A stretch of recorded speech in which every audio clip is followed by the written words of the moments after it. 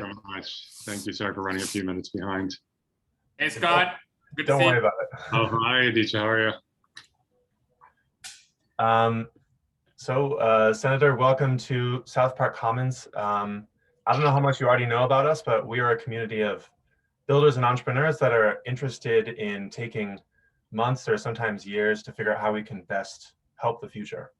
A lot of us are on our second startups or have already had some kind of successful outcome in our career. So I think this is actually an opportunity to steer a bunch of interested people to make real impact on the world and on the state of California. So if you have any ideas during this discussion for a startup you would like to see or a macro trend you would like to flag for us to pay more attention to, please do so. I think that'd be really helpful.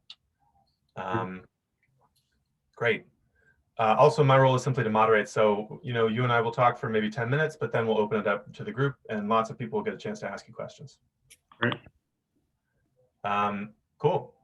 So we only have 30 minutes, so I'm just going to jump right in. Housing is the obvious issue on everyone's mind. Housing politics is a massive problem. We have a shortfall of 3.5 million units. Is that the latest number, 3.5 million units? Yeah, I mean, 2.5 million, some people say 2.5 or 1.5, but either way, it's a lot. Yeah, I know you've authored legislation that actually just refines the mechanism by which we estimate that number. So it's not an easy thing to estimate, but it's also a political hornet's nest. I mean, there's tons of powerful lobbyist groups on all sides. I think when we look towards the future, what is your sense of the roadmap for solving the housing crisis? What combination of upzoning and streamlining and other mechanisms would actually allow us to build these millions of units? Sure. Well, thank you for having me today. So I think, the shortage is still with us of millions of homes. I think I do just want to sort of point out there are a lot of things to hate about the COVID pandemic. What a nightmare it's been for the planet. One of the things that I hate during this pandemic is that people have all sorts of hot takes that may or may not have any basis in reality about what's going to be permanently changed as a result of the pandemic. And we can all think of probably 10 different really weird hot takes that people insist on. One of them, and unfortunately, one of the pushes and just baseless opinions that sort of has circulated around during the pandemic has been a very anti-housing narrative. Early on, it was, housing density caused COVID to spread, which is completely specious. The idea that that having a 40-unit building instead of a single-family home somehow increases spread, it makes no sense. What has caused spread is overcrowded housing, whether it's a single-family home or an apartment. If you have 10 people living in a housing unit instead of 2 or 3, you're going to see more spread. If someone gets COVID, it's not about 3 people living per unit in a 40-unit building. And we get overcrowded housing because of a lack of housing supply. And so people have no choice but to live 3 families together or in a very intense multi-generational way. And so that was the early thing that the NIMBYs would use. Housing density caused all of this. And then, of course, as it started to spread in suburbia and rural areas, we realized that really wasn't the issue. And then it was, well, we have remote work, and so therefore we don't need to build more housing. And if it doesn't withstand an ounce of scrutiny, this whole notion, everyone's going to work on a mountaintop somewhere remotely. And so we don't need to build any housing. And if you think about it, it makes no sense because regardless of where people are working, whether they're working full-time in an office and commuting, whether they're splitting their time, whether they're full-time working at home, people still need a place to live just like they did before. And the same number of people need a place to live today as needed it before the pandemic. And the supposed outmigration didn't really happen. People moved around in the Bay Area or within California, but the outmigration has been very exaggerated. So we still need a ton of housing. And the question is still, where do we put that housing? Do we continue to shove it in the wildfire zones and sprawl and have this very unsustainable land use patterns, or do we have sustainable land use patterns? So in terms of closing that gap, I mean, there are a few things that we have to do. We need to, first of all, zone for enough housing. We methodically, starting in the 70s, down zones, banned multi-unit buildings in 75% or thereabouts of residentially zoned land in California, and said that the only legal form of housing is a single family home. Just from a matter of math, that's one unit of housing per parcel instead of more than that. So it creates a math problem. And so we created legal prohibitions on actually building enough housing. And so zoning reform is just the notion that we should, particularly in sustainable areas around transit, around jobs, be legalizing multi-unit construction and allowing for just over time more housing to be built.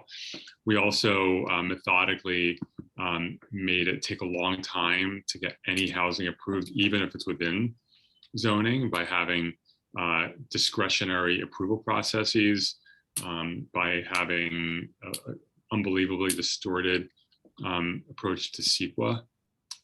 So even if a city has zoned for a 10-unit building on this particular parcel, you still have to go through a discretionary process in many cities and go through CEQA and maybe go through years of entitlement process, even if what you're doing fully complies with the existing rules. So one of the things we've been trying to do, we've been having success, and we need to do a lot more, is to move towards ministerial approval. That so that basically, if here are the 10 things you need, if this is the height, this is the density, these are the setbacks, here are the objective design standards, et cetera.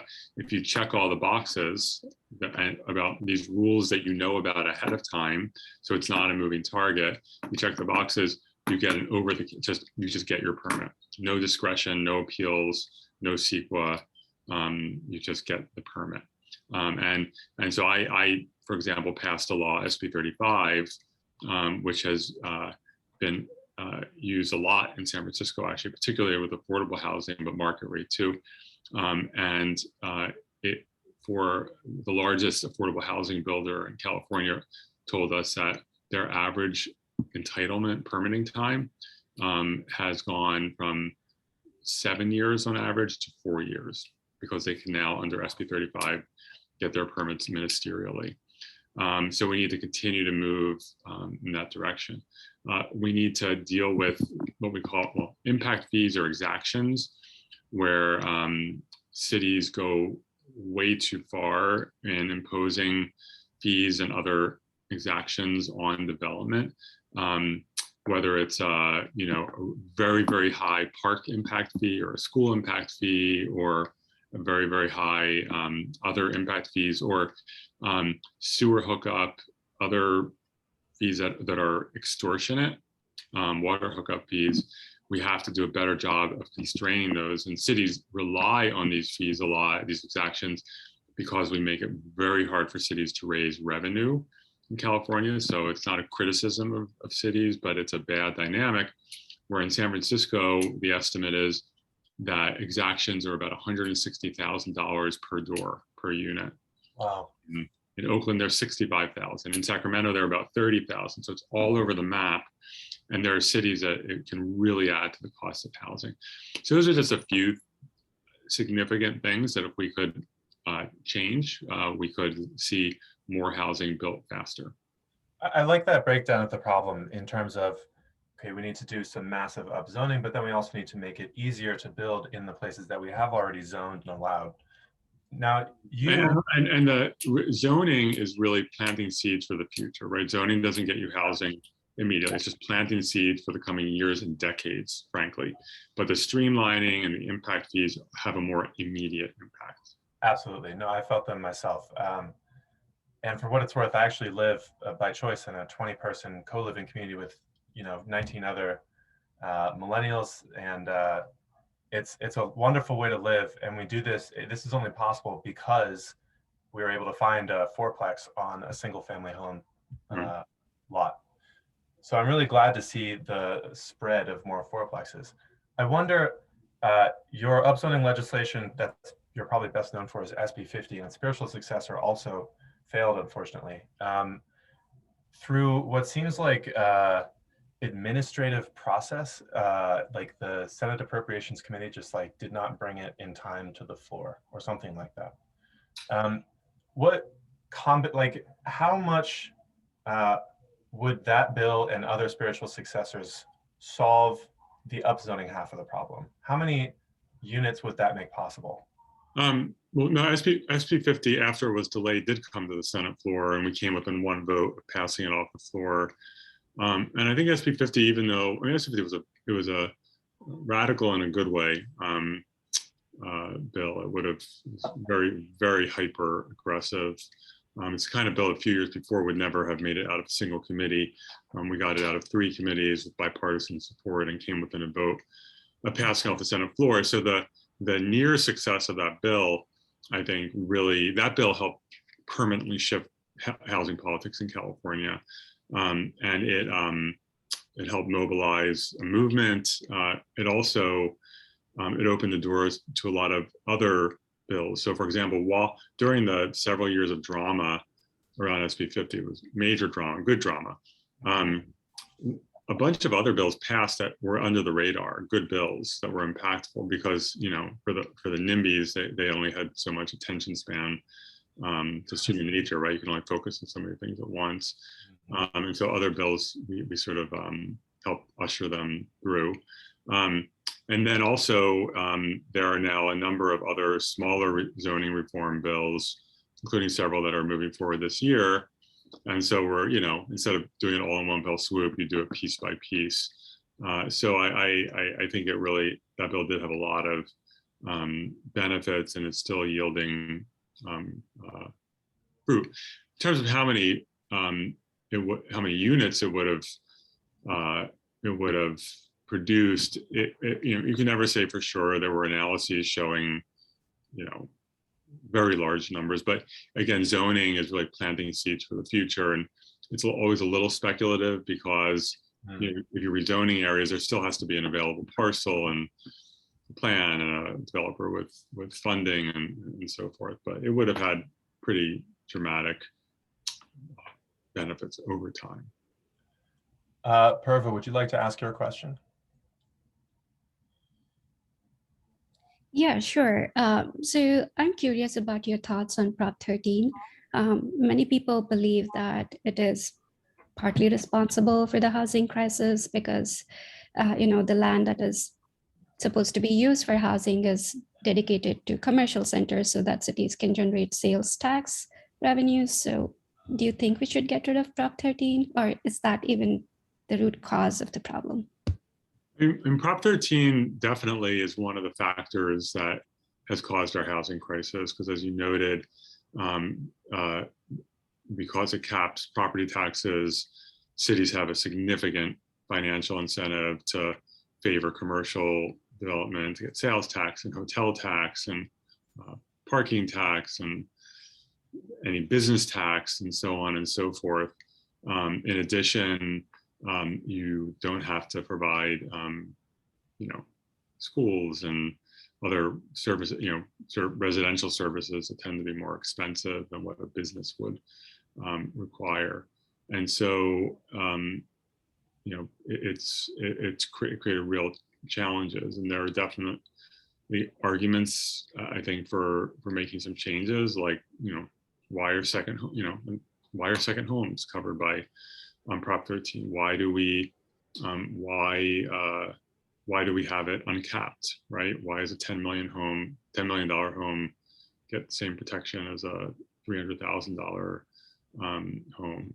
Why, Prop 13, the campaign for Prop 13 was a scam.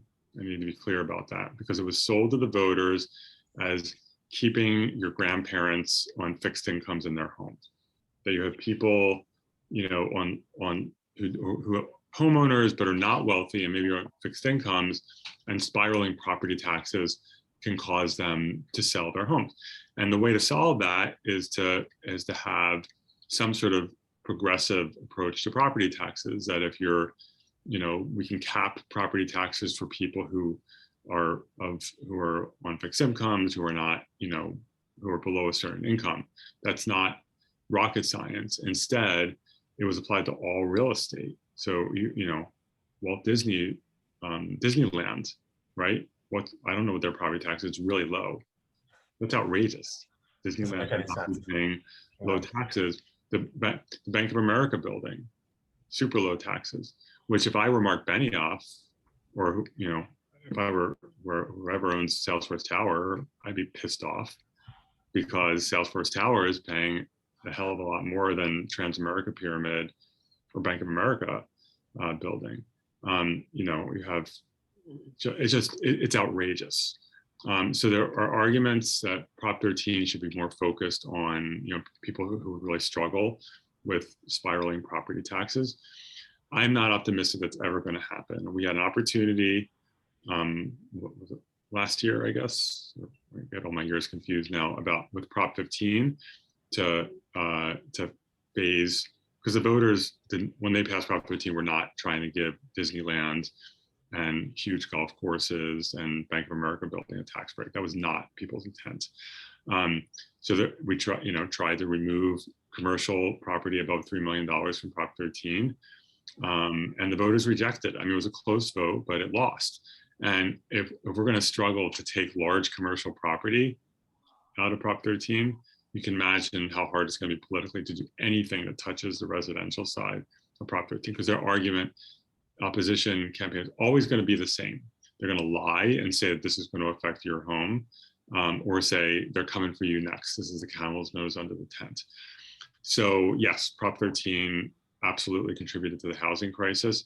My optimism about changing that is not high. Thank you. Glad to hear that. Changing gears a little bit, if you had a Scott Wiener fund, what would it be investing in? So what startups would you like to see? For example, you're proposing a bill that would decriminalize psychedelics, so maybe you would propose opening ketamine clinics for medical purposes. Or maybe you would see ADU-based startups going door to door and taking advantage of ADU legislation, building like income share agreements. Like, what kinds of things would make you excited? Oh boy. I don't know. I mean, I know the things that I want to see invested in. I don't know if they're like lucrative investments or startups. That would be really interesting too. I mean, if you had to highlight a macro trend that you see creating a lot of opportunity, what would that be? Well, I mean, I don't know, create a lot of opportunity. I mean, I think that I would just say, I think we have a huge food insecurity problem in California, and it's been made worse by COVID. And I think it's bigger than anyone really, than many people really understand. And so I think that that's, I think, an important investment. I think the lack of access to childcare is a massive impediment to our state's success economically and otherwise. And it's going to be also a problem in recovering from the pandemic, because the childcare industry sort of collapsed during the pandemic. Not only did they have to close, but their workforce, I think, dispersed. So we're going to see a huge problem coming out of the pandemic in terms of childcare. And I think that there probably are opportunities to about models of affordable childcare for people. I mean, we try to invest at the state level, and we've, in this budget, significantly expanded our childcare subsidies for low-income working families. But the scale is so massive. And so that strikes me as potential area of inquiry. 100%. We actually have a South Park alumni named Michael Lai who's building a company in childcare. He's building a daycare chain based in apartment buildings that also doubles as housing for the daycare teacher, the child psychologist, which I think is brilliant. And he would love to see more increased support for that subsidy. Great, thank you. So this is a community that I think biases more towards like tech worker jobs. And so maybe I think there's a disagreement or a misunderstanding between perhaps our community and certain political movements. So I would love to hear your argument for rent control and for affordable housing. In what ways do the economics pencil out that we might not understand?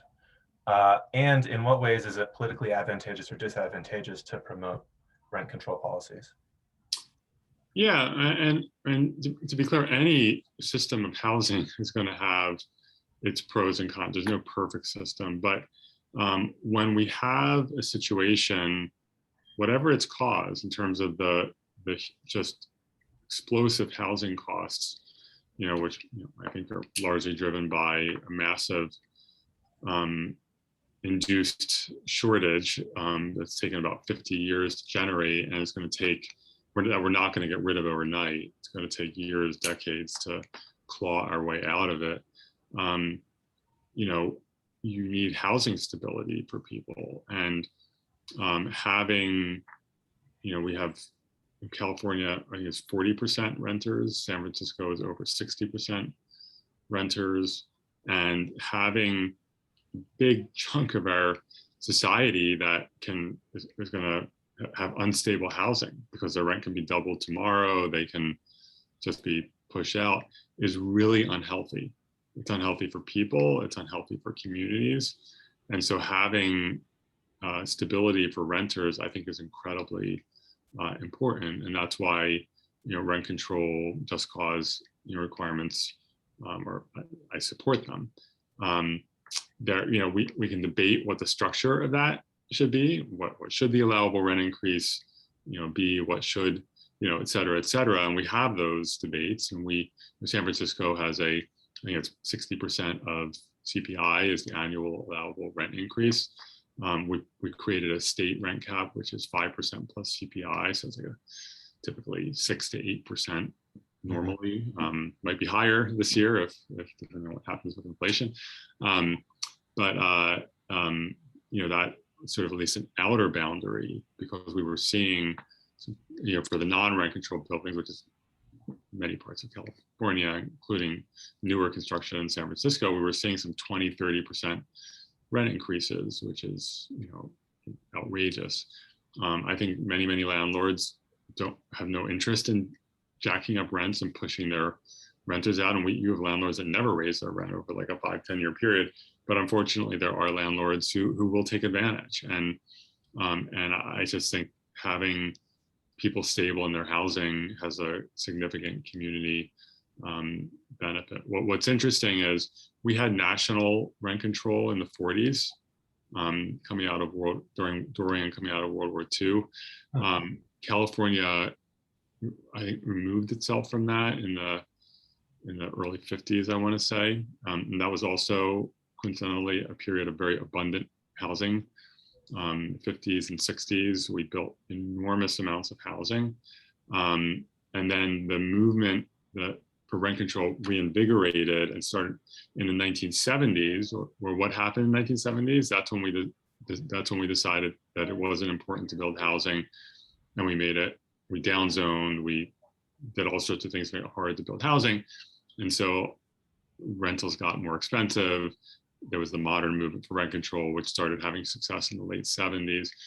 And so I do think that the push for rent control was definitely tied. I think it resulted in part from our failure to build enough housing, which jacked up housing costs. And so the two, I think, are related. But again, we're going to have this problem for a while. Even if we adopt all the right policies now, it's going to take quite some time. We've got to keep people stable in their homes. I think we have time for one last question. So Amy, would you like to ask? Yeah, I really appreciate all the talk around creating affordable housing. I think on the other side of that, I feel like a lot of people become NIMBYs because they treat their houses as serious financial investments. And, they perceive changes in zoning or affordable housing as things that could deliver a serious financial blow to them. So I'm curious if there are any sort of maybe creative ways that you think we could get existing landowners sort of on board with affordable housing. Yeah, I think most homeowners actually support more housing in their community, and the polling shows that. It's lower than among renters, but even among older homeowners, people generally understand that it's okay, and that having multi-unit and single-family neighborhoods is not like the end of the world. In terms of why people fight new housing, protecting their investment is part of it, but in my experience, the bigger issues are that, hey, I don't want to, I bought a home in a single family community because that's the kind of community I wanted to live in. And you want to change that, and even if my home value goes up or stays the same, like I don't want to live in that kind of community. I want to live in a single family. So people have that perspective. People also have sometimes negative stereotypes of who's living in a multi-unit building. And we hear some very stereotyped and offensive statements about it's going to be people like drug addicts and criminals and all these like very melodramatic claims. So I think a lot of times I don't want tall buildings in my neighborhood. It's going to be more traffic and not enough parking and more kids in my kids' classroom. So I think those kinds of arguments, in my experience, are the ones that I think are really get people spun up sometimes, more so than is this going to mean my home is worth less. I think objectively their home isn't going to be worth less. And I think many people know that because they also make the argument, oh, this is going to increase land values if you increase density. And so homeowners will sell to developers to demolish their homes and build multi-unit. And so I think that the argument that it reduces the value of their homes is sort of a pretty specious argument. So I know we're already 2 minutes over time, but I wanted to give you an opportunity to make any shout outs, or are there any opportunities for us to help or collaborate? Like, is there anything you'd like to say before you go?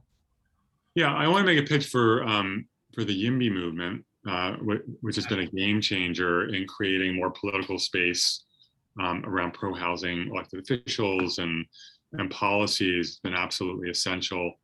And so here in San Francisco, we have grassroots YIMBY organizations, San Francisco YIMBY, YIMBY Action. People should really get involved in terms of how, it's just a great way to engage in pro-housing work here in San Francisco or in the Bay Area. There are chapters in the East Bay, Peninsula, et cetera. So I encourage that. And then at the state level, California YIMBY is the sort of statewide group that focuses on lobbying in favor of housing bills in the Capitol, getting involved in state legislative races, and just generally engaging in the state policy, et cetera, process. And so we partner with them. We work with the local groups on bills as well, but California YIMBY, helps make sure that they are like lobbyists working bills that we're working on in the Capitol. So I would just encourage engagement with the YIMBY movement.